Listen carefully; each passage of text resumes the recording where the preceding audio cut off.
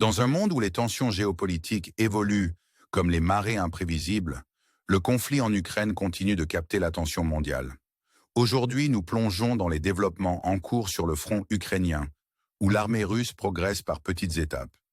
Notre attention se porte d'abord sur la région autour de Donetsk et Zaporožier, s'étendant jusqu'aux zones où Donetsk et Luhansk se croisent. Des rapports récents soulignent une progression régulière des forces russes entre Novosilke et Rhinopil, avançant à seulement quelques kilomètres des abords de Novopil. La signification stratégique de cette zone, une combinaison de Novosilke et Rhinopil, ne peut être sous-estimée alors que les forces russes se rapprochent de Selianpoul. Les avancées constantes, s'étendant sur 3 à 4 jours, suggèrent une intention calculée de s'emparer de Novopil. Cette poussée n'est pas isolée, car des mouvements similaires ont été notés à Troitske, soulignant davantage l'intention de l'armée russe de consolider ses positions le long de lignes critiques. Dans un récit rappelant un jeu d'échecs, chaque mouvement effectué par les forces russes semble faire partie d'une stratégie plus vaste visant à capturer des zones clés. La prise de Kotelarivka, suivie d'un mouvement vers Troitske, illustre une approche méthodique pour gagner du territoire. Comme le suggèrent les rapports, les forces russes sont entrées à Troitske, capturant près de la moitié de la localité. Cette progression souligne la stratégie persistante de la Russie d'étendre son contrôle le long de la frontière entre Donetsk et la région de Dnipropetrovsk. Ces derniers jours, des groupes d'infiltration russes seraient entrés à Dnipropetrovsk, bien qu'une confirmation officielle du contrôle soit absente. La proximité des positions russes avec Dnipropetrovsk suggère un potentiel pour de nouvelles incursions, mais le défi reste de maintenir le contrôle de ces territoires.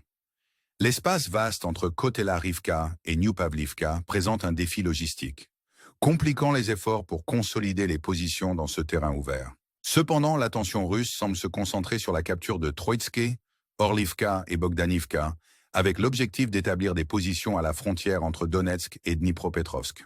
Cette ambition, bien qu'elle soit symboliquement significative, reflète également une stratégie de communication plus large, visant à montrer les gains territoriaux. Alors que l'armée russe continue son avancée, le récit de la pression et de la capture se déploie sur différents fronts. En se déplaçant vers le nord, nous rencontrons la localité d'Uspenivka, un point de contention où le contrôle a oscillé entre les forces russes et ukrainiennes. La récente capture de l'espace entre Uspenivka et Solon par l'armée russe met en lumière la nature dynamique du conflit dans cette région.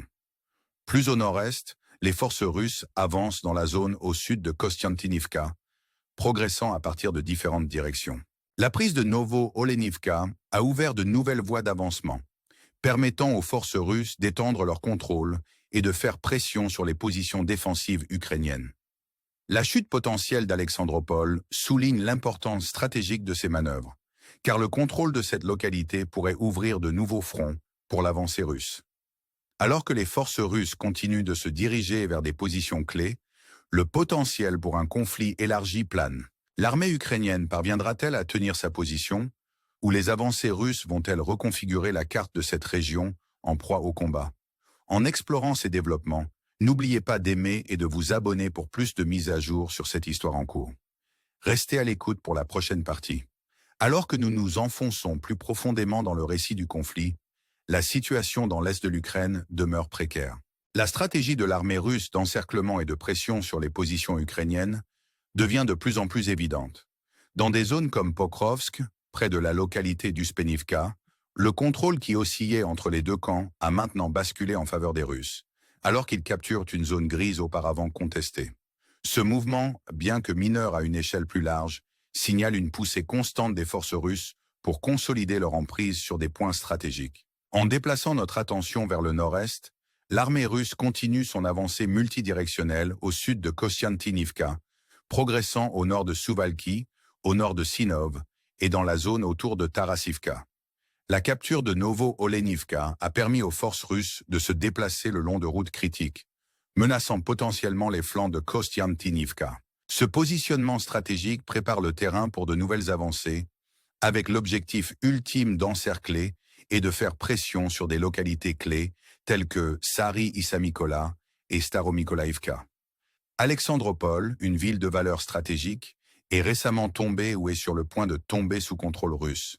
Ce développement est crucial, car il permet aux forces russes d'exercer une pression directe sur les positions défensives ukrainiennes à Sari et Staromykolaïvka.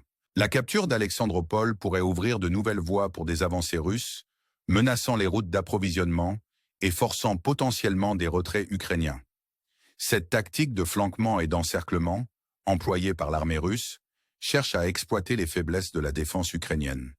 Dans la partie d'échecs en cours pour le contrôle territorial, la capture d'Alexandropol souligne l'équilibre délicat du pouvoir. Alors que les forces ukrainiennes se préparent à d'éventuelles offensives russes, la question reste posée. S'adapteront-elles et tiendront-elles leur position, ou les avancées russes continueront-elles à éroder leur défense? En nous déplaçant plus au nord, nous arrivons à la ville assiégée de Kostiantynivka, sous pression de multiples directions. Bien que les lignes russes restent à distance, l'intention d'encercler la ville est claire. Kostiantynivka, un centre logistique pour le front de Donetsk, est crucial pour le maintien des lignes de défense ukrainiennes. L'importance symbolique et stratégique de la ville ne peut être sous-estimée, alors que les forces russes intensifient leurs actions offensives. De même, Chassiv Yar, une autre ville critique, a connu des niveaux fluctuants de conflits au cours de la dernière année. Des rapports récents indiquent que les forces russes ont capturé une carrière au nord, élargissant leur contrôle et maintenant la pression sur les positions ukrainiennes. Ce gain progressif, lorsqu'il est considéré aux côtés des avancées à Novo-Olenivka, suggère un effort coordonné des Russes pour perturber les défenses ukrainiennes et potentiellement menacer Kostiantynivka. La situation reste fluide, les deux camps luttant pour le contrôle dans une bataille à enjeu élevé pour la domination stratégique. Alors que les forces russes visent à créer un demi-cercle autour de Kostiantynivka, le potentiel pour une percée est grand. Les enjeux sont élevés et les résultats incertains. Les forces ukrainiennes parviendront-elles à maintenir leur ligne de défense, ou les avancées russes ouvriront-elles la voie à un encerclement plus large? En continuant à surveiller ces développements, votre soutien par des likes et des abonnements est inestimable. Restez avec nous alors que nous explorons la dernière partie de cette histoire en cours. Alors que nous plongeons dans le dernier segment de ce récit en évolution, nous déplaçons notre attention vers la région de Siversk, une zone qui a vu une activité russe significative. L'armée russe réalise des avancées notables dans les environs de Ryorivka, située au nord de Siversk. Dans les développements récents, les forces russes ont également ciblé la localité de Vernokamianske, une zone auparavant contestée et caractérisée par son état de ruine. La capacité des forces ukrainiennes à contrer les avancées russes dans ce secteur a été mise à l'épreuve, car les mouvements russes récents ont repoussé les positions ukrainiennes, modifiant le paysage stratégique dans une région connue pour ses défenses solides. Ce secteur, souvent mis en avant pour sa résilience ukrainienne, fait maintenant face à un avenir incertain, alors que les avancées russes testent les limites de ses défenses. La capture de Ryorivka et de Vernokamianske par les forces russes pourrait marquer un tournant, menaçant potentiellement la stabilité de Siversk elle-même. Le potentiel d'assaut russe sur cette ville stratégiquement significative grandit, plaçant les forces ukrainiennes dans une position précaire.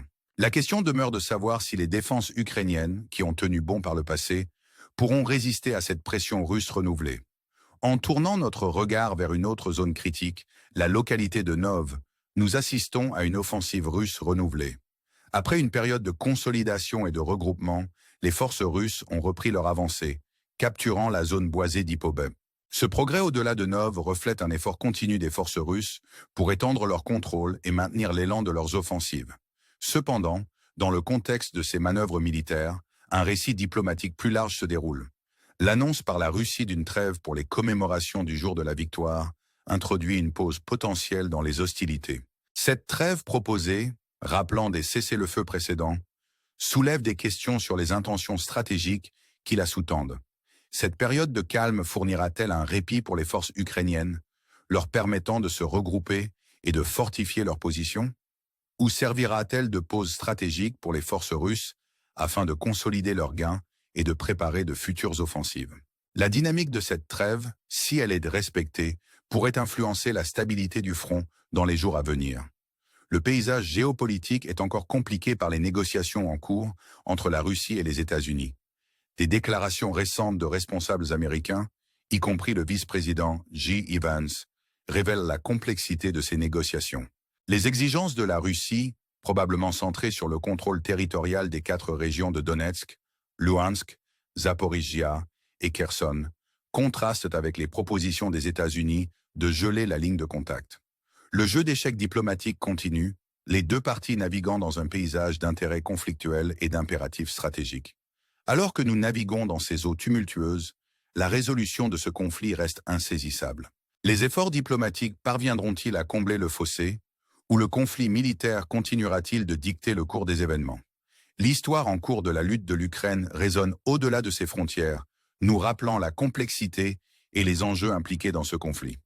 En concluant cette enquête, nous vous laissons avec une question. Quel rôle peut jouer la diplomatie internationale dans la formation de l'avenir de ce conflit? Votre engagement à travers les likes et abonnements nous aide à continuer d'explorer ces récits cruciaux. Merci de faire partie de ce voyage et restez à l'écoute pour plus d'informations sur cette histoire en évolution.